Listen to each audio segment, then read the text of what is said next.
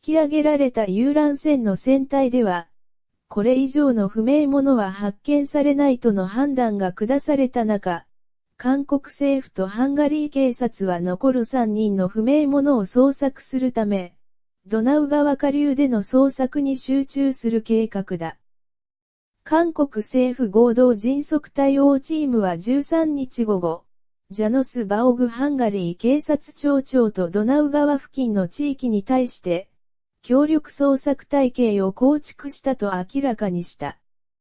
ハンガリー側はブダペスト地域をはじめとするドナウ川近郊の地域別に捜索を継続する計画。また、韓国側の救助隊はドローン1機とハンガリー側が支援した3から5隻のボードで水上捜索を続ける方針だ。